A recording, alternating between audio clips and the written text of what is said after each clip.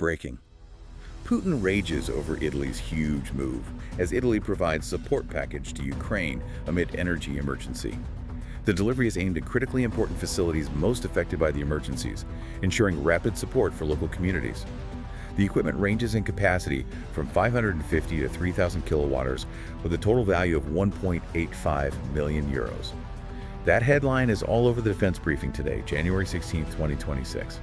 And, it tells a much bigger story than just an aid package. It really does. This isn't just about money, it's about tactical resilience. It's about this ongoing high-stakes battle against Russia's weaponization of winter.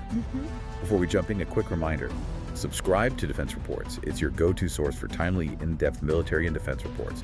I'm Alex. Join me with Ari in the latest Deep Dive by Defense Report for a sharp, no-nonsense breakdown of the latest in global defense news, military technology, and strategic developments. And today we're going to cover, but we're tackling the new energy front line in Ukraine. That's right. We're focusing on how European allies are scrambling to counter Russia's brutal winter war strategy, starting with this really critical intervention from Italy. Yeah, and our source material for this is pretty extensive. We're looking at Zelensky's state of emergency declaration, the specifics of the Russian strikes, the unified aid packages, and of course, the diplomatic backlash from the Kremlin. Right, so if you want to understand how Europe is actually winning this battle for winter stability, you are in the right place.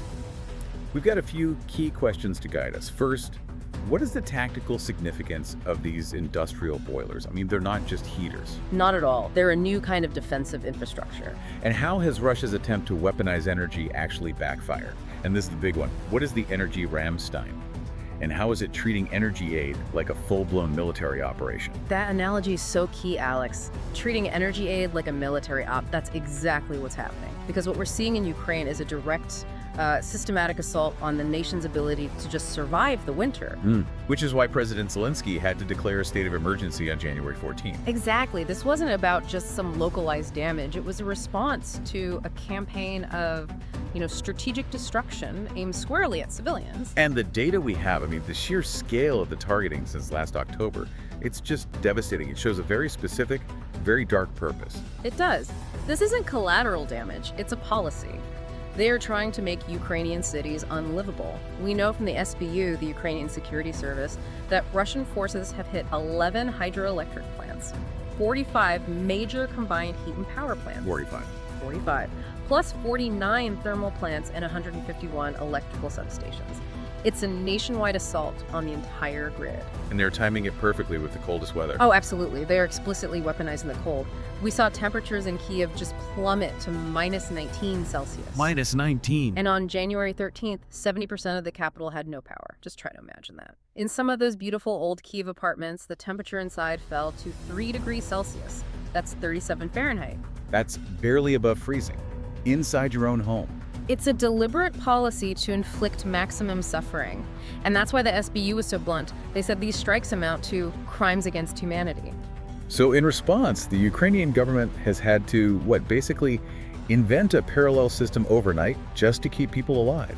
Their resilience has been incredible to watch. Prime Minister Denko and Energy Minister Shmyhal have been laser-focused on immediate decentralized support. Which brings us to these points of resilience, right? These are actual physical places people can go. Yeah, they're humanitarian hubs, usually in schools or community centers, and they even relaxed the curfew, which is a big security deal, just so people could get to them. How many are there? Over 1,200 in Kyiv alone. They offer warmth, water, a place to charge your phone, the basics, but they're also making these big systemic changes. Like what? Well, state-owned companies, and this is a huge shift, like the National Railway Ukrzaliznytsia and the energy giant Naftogaz, are now required to import at least half of their own electricity. So they're taking the biggest consumers off the domestic grid. Exactly. It's an internal triage. It frees up whatever capacity is left for homes, for hospitals, for civilian survival. Okay, so that sets the stage for the international response, which brings us back to that headline, the rage from the Kremlin over Italy's move. Right. Foreign Minister Sibiha confirmed Italy had started delivering what he called a huge move of emergency aid. And it's not just random supplies, it's very specific equipment. Very specific. High-capacity industrial boilers. We're talking units from 550 all the way up to 3,000 kilowatts. That shipment alone was valued at 1.85 million euros. And that's just one piece of a much larger commitment from Italy. Oh yeah, this is part of a larger ongoing 130 million euro package from Italy just for Ukraine's energy sector. So why are these boilers so important? I mean, what makes a 3,000 kilowatt boiler a strategic asset? Yeah. And not just, a big heater? It's all about decentralized resilience. Think about it, the old Soviet-era grid that Ukraine still uses is built around these massive centralized power plants. So one plant serves a whole city district. A huge district. When Russia hits one of those, they knock out heat for hundreds of thousands of people at once. It's a classic single point of failure. And these Italian units change that calculation. They completely change it. A 3,000 kilowatt unit can heat a medium-sized hospital or a large apartment complex all by itself. They're like modular, localized energy bunkers. So even if the main plant goes down? These smaller units can bring heat back to critical places, hospitals, schools, independently. They don't need the main grid. For Russia, that means a missile strike suddenly has a much lower return on investment if the target can just get back online locally. It was that successful countermove that just immediately set off the diplomatic fireworks in Moscow. Instantly. You saw Putin himself, during a ceremony with new ambassadors, just happen to mention how poor relations were with Europe. He blamed them, of course, saying dialogue was reduced, not through our fault. Classic playbook. Yeah. But it got much uglier with the foreign ministry spokesperson, Maria Zakharova. Oh, that was a real low point. There was a medieval tower, the Torre dei Conti, that collapsed in Rome. And Zakharova openly mocked Italy for it. She actually linked it to Italy squandering taxpayers' money on Ukraine.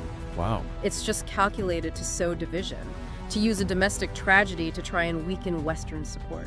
Which, brings us to this very difficult debate about moral equivalence that pops up whenever international bodies try to stay neutral. And we saw that play out this week. Foreign Minister Sybiha really went after the International Committee of the Red Cross. What do they say? Well, the ICRC posted on X that strikes in both Ukraine and Russia had left millions without power and heat in places like Kyiv, Dnipro, Donetsk, and Belgorod. So they put Belgorod in Russia in the same sentence as Kyiv, equating the suffering on both sides. And from Ukraine's perspective, that's a moral failure. Sybiha called it a disgrace. He condemned what he called the false moral equivalence between an aggressor and a country defending itself. The position is pretty clear. One is a war crime, the other is self-defense.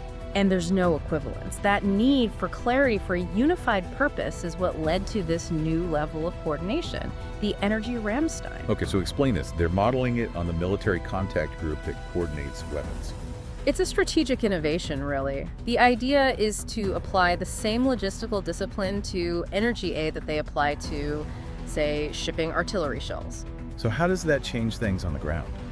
It standardizes everything. The main goal is to get firm commitments for specific equipment, like those Italian boilers, and to keep the money flowing into the Energy Support Fund. So instead of just random donations, there's a prioritized list of what's needed now. A shopping list. Basically, yeah.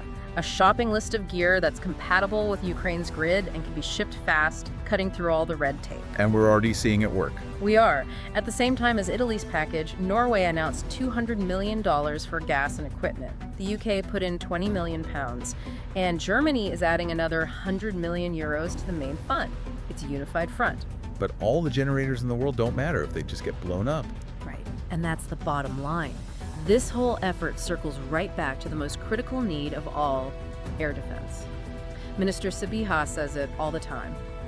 The best help for Ukraine's energy system is every Russian missile and drone that never reaches its target. And the status of those systems has been a constant worry. It's the core resource battle. Zelensky did confirm a serious air defense package just arrived. But in the same breath, they're stressing that at one point, systems were left without missiles. It's a constant, desperate need for interceptors. Not just Patriots, but everything. The whole spectrum. Short range, long range. So the air defense is the roof and the boilers are the furnace. If the roof caves in, the whole house is gone. The two aid tracks, military and energy, are basically one and the same now. They are completely inseparable. Stepping back from the immediate tactics, it really seems like Russia's grand strategy of using energy to blackmail Europe has just spectacularly failed. It was a massive strategic miscalculation. They tried to use gas reliance to split the alliance in 2022 and 2023. They thought they could force Europe to back down. And instead, Europe adapted with, frankly, shocking speed. By the end of 2022, Russia's share of Europe's gas market had collapsed to under 15%. Europe proved it could get through the winter without Russian gas. And that changed everything. It cemented the idea that energy security is national security. By breaking that dependency, Europe gave itself this incredible freedom of action. They can send huge aid packages now without fearing Russia will turn off the taps and cause an economic catastrophe at home. And that long-term view is showing up in investments that go way beyond just emergency winter aid. Absolutely. Italy's commitment is looking toward the future. Ukraine's parliament just ratified two big grant agreements from Italy. One is 32.5 million euros to restore and preserve cultural heritage in the Odessa region. Including UNESCO sites. That's a powerful statement. It's a strategic statement. It says Italy supports Ukraine's European identity, directly countering Russia's narrative. And the other one is focused on the economy. Right. Another 6 million euros to modernize irrigation systems in Odessa.